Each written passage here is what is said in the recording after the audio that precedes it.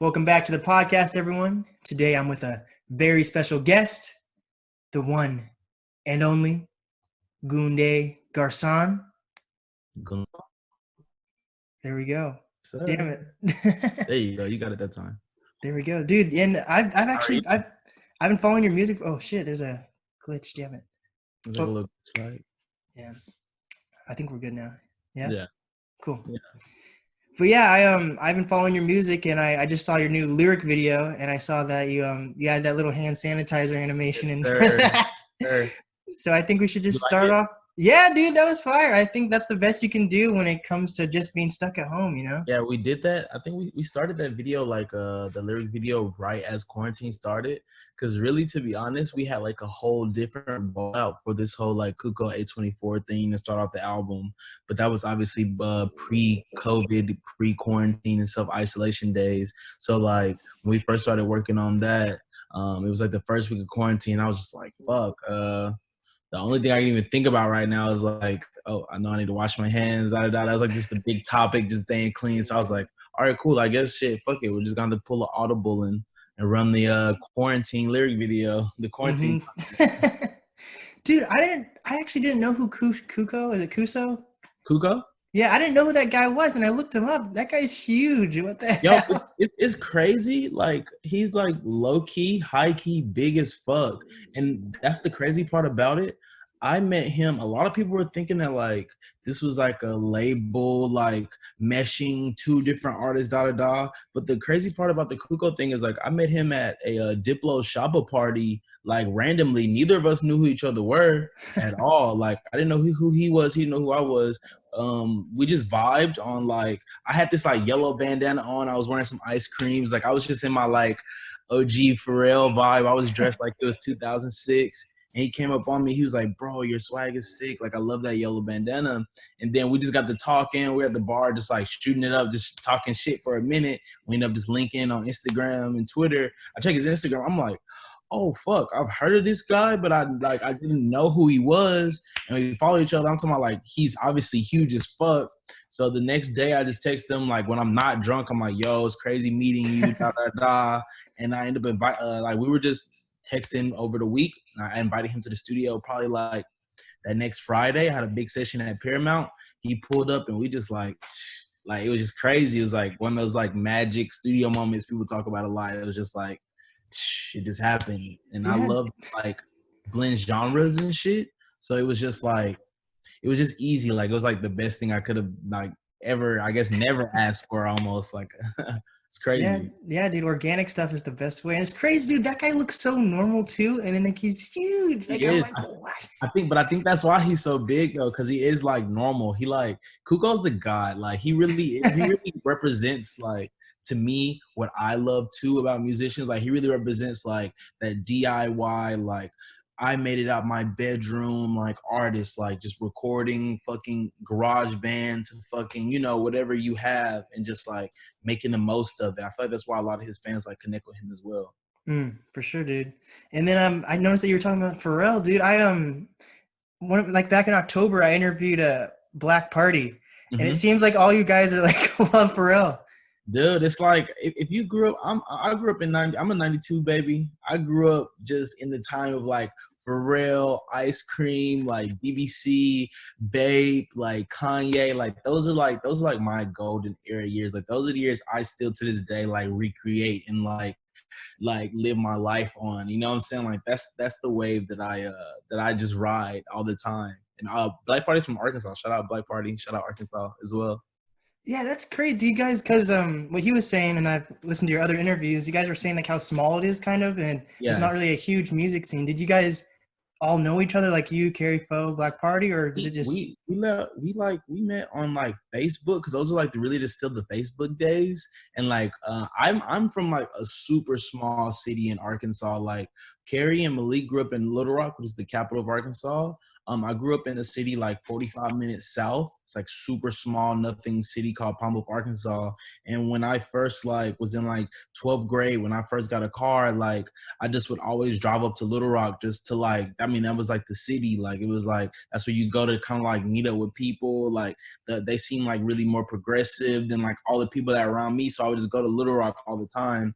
And I ended up meeting them and just like, when I finally moved there for college, me, Black Party, Careful, we just started like taking everything into our own hands, really DIY as far as like putting on shows, events, because the scenes above us, like all the older rap cats, they were like really boom bap, and they didn't really like embrace us at all. They wouldn't put us on any shows. They wouldn't like really show us how to get any venues booked or anything. So we really just had to take it upon our own hands and just like start finding emails for the venues, start finding those contacts for the venues, and just like mending that ourselves. And once we did, like, I don't know, next thing we know, we looked up and we were doing like we just like built a scene in Arkansas, like out of nowhere, It's Yeah, insane. that's crazy, dude. How did so you guys are all around the same time then, so you guys connect and everything. How was it like to like know that they got like a co-sign from Childish Gambino? The shit was crazy. Like I'll never forget that shit. Like shook up the city so crazy, and it was like, I don't know, it's just so crazy. I was such a big Childish Gambino fan too. It was just like, holy shit, this shit is real. Like a lot of obviously crazy shit happened around then when that shit happened. That at this point it's like been fucking 8 years. I feel like there's no reason to talk about, but a lot of crazy shit happened. But one thing that really came of it was that like that was like the one moment for Arkansans, especially the fact that we never even have artists like come through to the city to perform at all. We barely saw live shows growing up from like actual famous celebrities. For that to happen, it was just like a very like, oh fuck moment. Like this world is insane. Like the simulation is crazy. Like you can really do whatever anything can happen, you know? Dude, yes, dude. When you're back when you come to Seattle, you got to be on my second podcast. We're talking about simulations. I have a Oh, come on. You mentioned Joe Rogan too, man. We gotta get yes. it. We got to I get have it. I have a second podcast called BBC Blake Uh-huh. Burton Conspiracies. Oh, And dude, if I get on there, man, they go be like, yo, this nigga's crazy. I'm not gonna lie, quarantine has had me like big, like I be having to like pick and choose my days that I like do my YouTube deep dives because I'll just fucking drive myself crazy. So, do you think it was destined that you like because they kind of got the Childish Gambino wave, and then you kind of later on you were able to sign a Def Jam and everything like that? Mhm. Do you think were you happy that you were patient by that, or was there any like regret having to wait longer than them, or? Nah, it was like I felt like for me it was more like my thing was always it's not about who do it first, it's about who do it best. And not to say they didn't do anything good. Obviously, like I'm still happy for them. I see Carrie out like all the time in LA. You know what I'm saying? We like always speaking shit. I just felt like I like just had another plan envisioned because it's even crazy. Whenever they got picked up by Childish Gambino and they went to do the LA and they like actually started their careers, I picked up the slack in Arkansas and I started doing these like event series called Fire Room. And the Fire Room series was the series that really, really like put Arkansas on like the map. Like Fire Room, we went from doing, I'm talking about, we was doing less than 120 cap shows to like 500 in a matter of fucking 3 to 4 months, just from like I was also a graphic design kid and Photoshop and shit. Yeah. So like and like just me, I feel like I have like a innate ability for like marketing and just like aesthetic and shit. I really just built up this thing that like even to this day, kids hit me all the time from Arkansas. Just like, bro, like I miss the days when you were here and like all like you and all like it was like so many other rap groups there and like y'all would throw the fire rooms and like it was just like this all-inclusive feel. Like I would put like rappers, hardcore bands, fucking dream pop punk like bands like all in one show, and like it would just be all these kids just like meeting each other. So many kids met each other that probably never would have met each other without those events. Hold on, my laptop's about to die. No worries. Would have never met each other without those events. And like, I don't know, I'm just very proud of, no matter what, timing to me and all that shit is just a construct. Just the fact that it happened the way it did, I feel like it was just fate. I feel like that's how everything was supposed to happen. I don't really have any regrets about anything because I don't know, my motive was always to like push it bigger, you know what I'm saying? To push it bigger. My like greatest influences in the world are Pharrell and like Kid Cudi. And those are like the main things. Is just like it's okay to do it yourself, but like it's such a greater power and feeling in like empowering like a community, and like the community put you on their back. Like if you go back to Arkansas now, you talk to anybody in Arkansas now about me, like the topic and like what is said is like you would be surprised. You would honestly be surprised, you know, like surprised at the things I did. And I still made it my own way too, and dealt with a lot of things that like even me coming out to LA, I came out to LA for like a big opportunity, but the big opportunity wasn't like financial. I used to always email Anthony Offer, who was like Kanye West's engineer, who did mixed all his albums like from the beginning of his career. I used to email him all the time, just to send him my releases. I used to have like a little email like blast, you know what I'm saying? I would just like, I had a lot of emails in like a contact sheet, and I was just like, anytime I release something. But one time he hit me back and he was like, yo, I would like, I really like this shit. And I was like, oh fuck, I'm like coming back from South by when he hit me. He was like, yo, this music's really fire. I was like, what the fuck? So I responded back. He never hit me back. Months later, I did something else, and he was like, "Oh, this is fire!" And I was like, "I'm typing so fast to like make sure I didn't lose him again." I was like, "Yo, I'm gonna be in New York. I was gonna do my first show in New York at the time." I was like, "I would love to meet you." He was like, he emailed me back. He's like, "Yes, I would love to meet you too, but unfortunately, I'm in LA." And I was like, "Fuck!" And I had never been to LA at this time. I never even thought to go in LA. Like it just wasn't in my plans, and I was just like, yo, actually, I'm coming out to LA in 3 weeks. Just lied. Like, I was like, yo, can we set up a meeting? Set up the meeting, and then I had like 2 to 3 weeks to like just figure out how I was gonna get there, the money and da. And I just came out, and like I did that for 2 years or like a year, just going back and forth to LA, just broke as fuck, however I can get it. Then I finally moved out here 1 year. Me, Idol, Solo Jackson from Arkansas, Tana Terrible from Arkansas. We had an apartment, and like we just struggled like shit. First year, we like after that first year, we didn't have enough money to get another apartment. So like we low-key went homeless for a bit. Like all these things happened that like powered this album that I'm about to release with Def Jam. That's called Adventures. It's literally titled Adventures, a soundtrack for creatives. It's just like a soundtrack for anybody that's trying to do it themselves in those days that you wake up and some days you feel like shit. Some days you like don't feel good at all. Or some days you feel good. Just it's so many flavors on there for all those different like occasions. Yeah, dude, it's a total grind. And then sometimes people kind of get caught up in the spotlight thinking that everyone's like the little Nas X who still worked hard, you know, but Yeah. like, they kind of feel like just putting out one song and then the universe is just going to give you that. But no, it's a total grind. It sucks.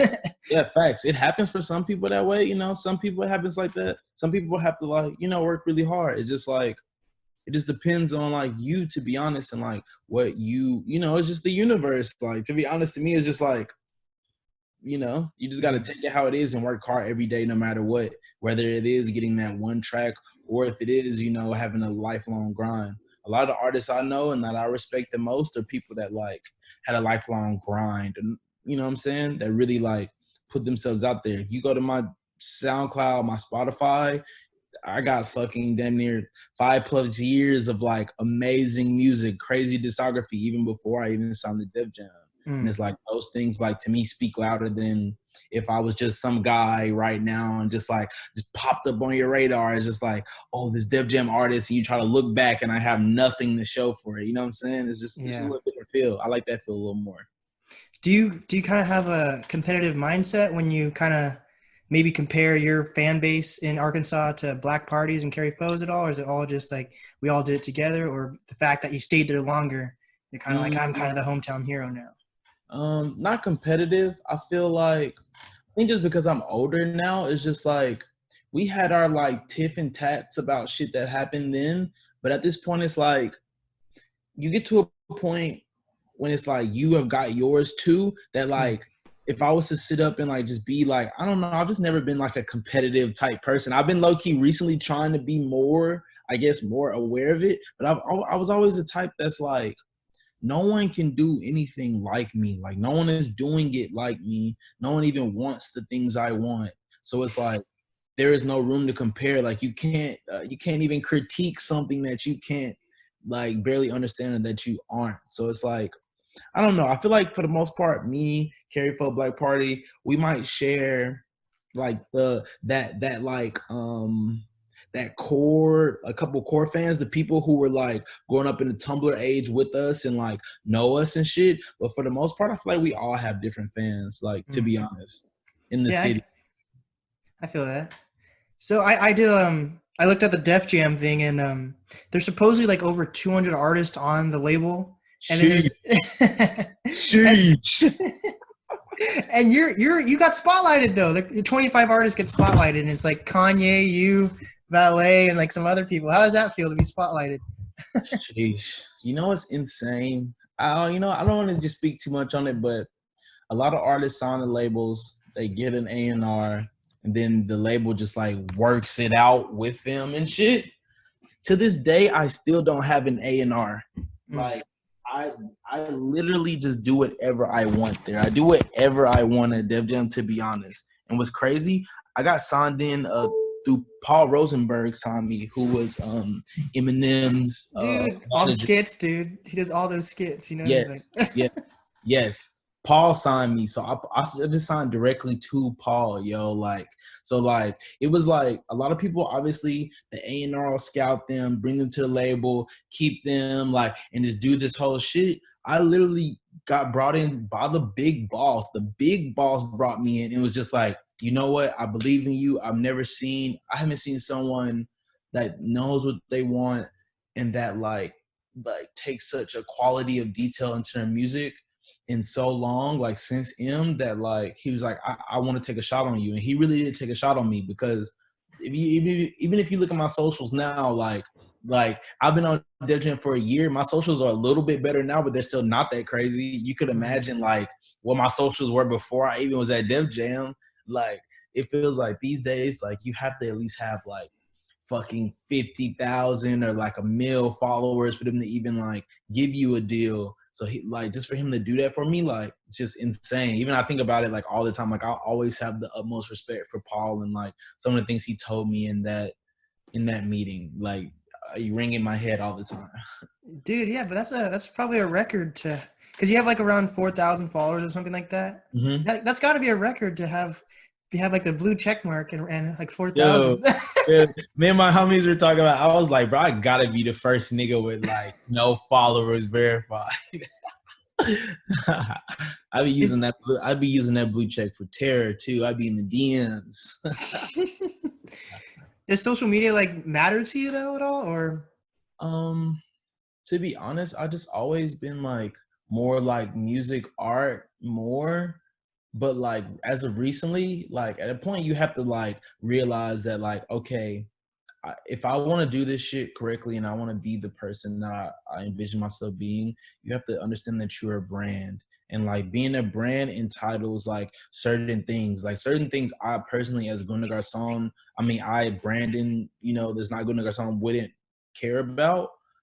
These things matter to the Goon Des Garcons brand. Just being like visible online, being like connecting with the fans, talking to people, da da da. Like if you meet me in real life, just like or even like this, like I like love to talk to people. I love to like just like express myself and like motivate people and do whatever. But like online, sometimes it's like I don't know. I've always had this weird like separation with the internet for some reason. Just something about the fact that like things you do on there for are forever. It's hard for me to like make a decision on like, damn, is this something that I want people to be able to see forever?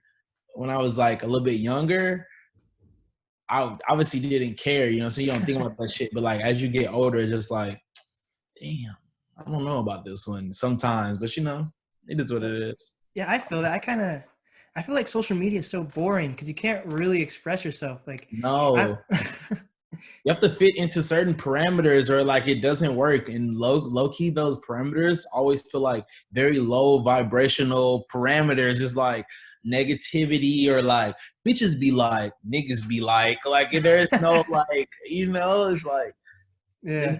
those aren't things that really like interest me the most. You know what I'm saying? Yeah, dude, I get clowned on so much because I always want people to know that I'm actually joking or being sarcastic on like on Instagram or social media or whatever. So I put a lot of emojis, and people are Mm-hmm. like, "Dude, you put too much emojis." I'm like, I "Fuck know, on." and they take it so seriously. I'm like, yo, I treat my whole shit. I have to tell. I was talking to somebody the other day, and I was like, damn, I feel like I treat my whole career like a parody because it's like almost hard for me to like take all this shit as serious as everyone does because it's like, bro, it's music, it's art. Like, I can't be out here just like peddling myself. It almost be feeling like that SpongeBob meme when he got the mug and he's like, give me some change. Like, bro, like I don't like to do that. Like, I don't like to do that. Like everything in my career is almost based on like what I say, like contrast. Like even my name, like Goon Des Garcons, like a lot of people meet me and they're like, Goon, like obviously you think, oh, either a gangster or like you think like alcohol or something. You meet me and it's like I'm this person, you know what I'm saying? Like everything about me is like a contrast. Like you hear the fucking me and Idol make these fucking loud ass like crazy beats and industrial sounds all the time. But then if you just chilling with us, we listening to FKA Twigs, we listening to like more like soft, like more like other genre shit. We low key really never be listening to rap. You know what I'm saying? Like it's insane. Like everything about it is just like contrast. Yeah, I feel that. I feel, and then also at the same time, like when people have like millions of followers, you start to realize that their interaction rate's not that high though. Like you might Mm-hmm. have like a million followers, but you might get like 20,000 likes. So Yeah. people just they'll follow you, and it's not they actually like follow what you're actually doing. Once Yeah. Now they just like keeping up with you, yeah. and it's like that's cool and all, but you can really tell when you like touching. Like you can tell those profiles that like people actually fuck with. Like it's certain profiles that it's like, oh, interaction. Like I don't know. That's something I would like to build up on my social media. To be honest, just like an actual like core following that I don't know. I hate to say understands me, but like understands me. You know what I'm saying? Well, if fucking Joe Rogan's dog could have a couple 100,000 followers, like anyone can do it. Dude, he gets so many likes. I'm like, dude, Yeah, it's obviously Joe Rogan doing it or some yeah, shit, but it's yeah. still. Joe Rogan or his wife or something. Yeah. Shorty. So we have a few more minutes left. I want to hear your theories on this whole coronavirus thing. Boy, that should be changing every day. At this point, I don't even have any theories. I did have a lot at first, but then like I've known a lot of friends have people like that they lost due to COVID. So at this point, my thing is just like, yo, I just want everyone to be safe and like just take this shit seriously. At first, it was like really like I don't know, like a shock, and then it kind of I think our generation like we go from shock to like comedy really fast. That's really the only way we know how to deal with shit. But it's like this shit is still very serious, and there are a lot of people like losing their life to this. So like, just take it seriously, stay safe, and also everyone that is in the house, keep your mental right. This shit is like a mental marathon. Like this whole shit of just being inside. A lot of people have never had to just stay in a confined space unless you like have done jail time or something. Like I also don't think people understand that. Like a lot of us have never had like I've never had to just be confined since like I don't know, maybe high school, you know what I'm saying? Like that's the closest like reference I have to this. Like sometimes this shit just feels like high school, like when you just have to you didn't really have anywhere to go, you just be like in the house all the time, you know what I'm Yeah. saying? Like that's like my only reference, my closest reference to this. Maybe like that homeschool kid, maybe. That'd be the Yeah. Or like someone homeschooled, they're probably the only ones who are just in this shit like this shit is straight, you know what I'm saying? Yeah. Like people who already like isolate and shit like that. Is California gonna extend the quarantine? Washington just extended it to Yeah, 31st. I would think so. California is pretty liberal. Like they don't be going for that shit. Did you see that California is trying to like secede from the U.S.? Oh shit! No, I didn't. Yeah, What? yeah, it's crazy right now. I'm pretty sure California is. And regardless, like LA said that they're not allowing any live shows or any like public gatherings till 2021 anyway. So it's like, Mm. you know, niggas like me out of job Shit. with everybody else. Yeah, damn. But yeah, I think I liked your new single a lot. I thought the visuals were dope, and Thank you. I We got some think more that coming too. I think you're gonna build up that fan base with this new album for sure. I thought that single was fire. Thank you. So Thank you. I just want to keep like pushing the boundaries. I feel like right now, not a lot of people are pushing boundaries. Everyone's doing like the easiest thing to go to thing. Not a lot of rock stars anymore, to be honest. yeah, and then I feel like people do kind of hide their true intentions or opinions on things too to like fit in. You know. Yeah. People don't do that, and people also just don't like share their real selves. Like for a moment in my like LA transition from just being like from such a small place to coming to like a place like this, I was like getting caught up. I almost got caught up in like feeling like, oh fuck, like all the people that are successful, this is how they move. Maybe that's how I'm supposed to move. Maybe I should like guard myself and like become this like caricature of myself. But then like over time, I just realized that like I was just only hurting myself and just like I felt like put myself in a hole. And then just to be honest, like I'm a Gemini. I have enough fucking characters in my fucking head. I can't be making another one to appease everyone. I just gotta do me, be the Mm. rock star, and just like keep pushing these boundaries, especially if no one else is. Yes, for sure, man. So, what is some advice they have for and for real? Like when you're coming down to Seattle, we're gonna have like a hour and a Yeah, half Joe Rogan yeah. session, man. Let's do that one. I'm talking about. Let's do it. I literally just stopped smoking. Oh fuck! For like, it's been a week. I've not smoked. It's been insane. But I'll bust a blunt down with you. We just Yes. chill. So, what is some final advice that you have for up and coming artists, creators, influencers? Stick to the plan. Stick to the course, man. Do not fold. Like if you really want this shit, you just gotta work, work, work. Stick to your guns and do what you gotta do. Be smart. Don't just like take anybody's word for just the word. You know what I'm saying? Like really do your research, do your Googles, find out how you can do this shit, put yourself out there, really put yourself out there and like do the things that like you think you need to do for this shit. You know what I'm saying? A lot of people are scared these days and a lot of people do feel like they have to like fit into a certain parameter, but you don't. The most special artists, the best artists right now are the ones that like really just are themselves because you can't duplicate yourself, you know what I'm saying? Yeah, unless you can clone yourself, but that's a whole other story. You No doubt. know? I wish. I need a clone some days. So, what is the easiest way to reach you?